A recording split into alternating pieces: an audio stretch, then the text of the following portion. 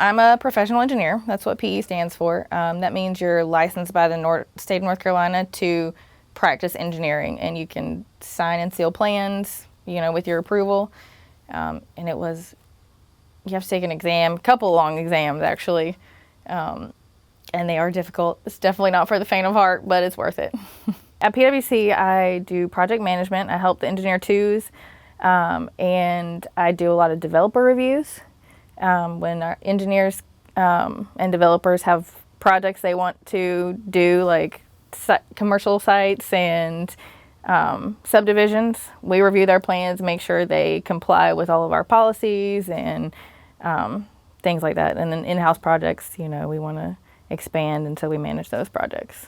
The best part about engineering is really kind of conceptualizing something and seeing it on paper, but then you get to go out and see it in real life, see it used, see people, using what you've designed or what you've helped approve. To younger people thinking about becoming an engineer, I would say if you're good at math and science, definitely go for it. And also, engineers are always needed. Engineers have their hand in everything, and so if you're looking for stability, this is definitely the place to be. When I was younger, I loved programming, so my parents bought me a starter computer, so I would write these little basic programs to do things. So the thought process of just dealing with computers and making computers do what I want them to do was always fascinating, so that's what I chose to do. Typical day would be walking in and there is something on fire, meaning something is broken. So a system is down, not responding correctly. So my team is going through that process of trying to figure out what those things are and trying to resolve those issues so that we can help our clients, which happens to be our internal individuals, so they can get back to doing their jobs. Our field, as far as support, as far as what we're doing, it ties everything together because engineers build things, they make things work. Support, on the other hand, has to understand how those things work so they can make sure that it functions correctly.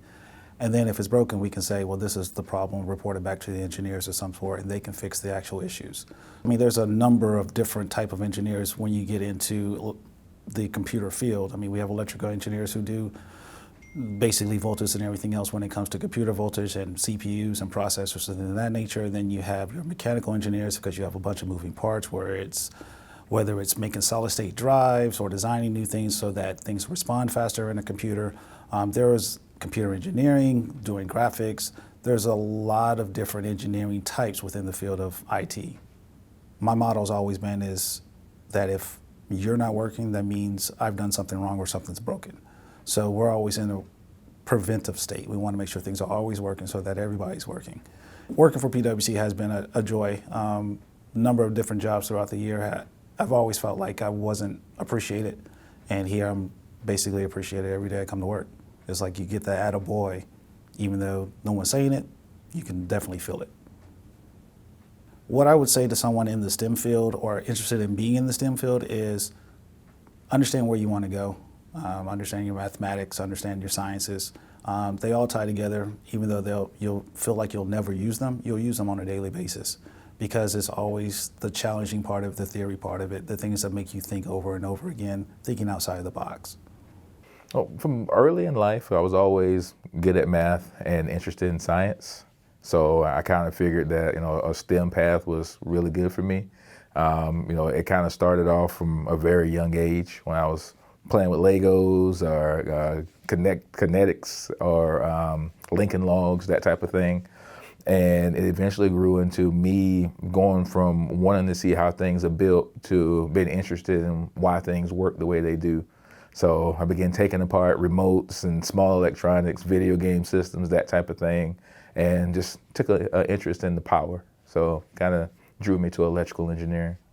What I'm really involved in is I run the studies to analyze our peaks and seeing what our demand is from our customers to make sure that we're keeping up with how they're growing and that we have the infrastructure in place to be able to provide power in a reliable means.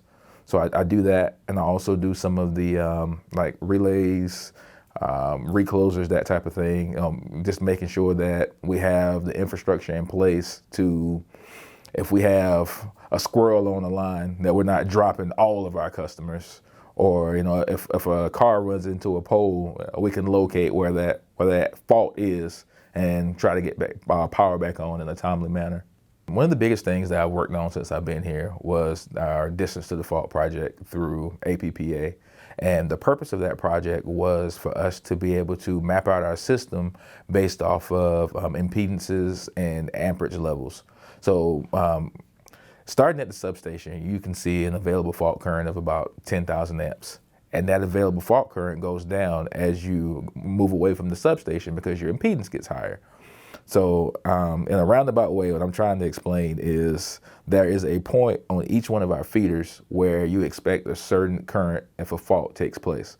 So what the purpose of that project was is to pinpoint that point on the feeder. So say if I get a fault of 2,000 amps, I know where that 2,000 amp point is on each one of our feeders, to where the guys downstairs now know, okay, instead of driving out the whole line and taking a lot of time to get the power back on, I know I can check in these 2 or 3 locations that's been indicated based off of the fault current the relay displayed.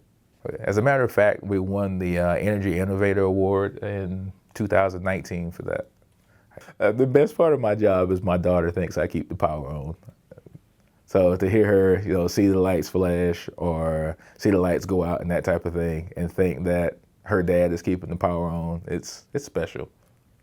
So for younger people who are thinking about a career in STEM, I would tell them to make sure that they're on the right track for that. It's going to be a lot of math, it's going to be a lot of science, and it's not easy, but just stick with it. And find out where you want to go to school at. Find out which field that you're interested in, and put those things in place, because if you don't have a plan to do it, then you're already at a disadvantage.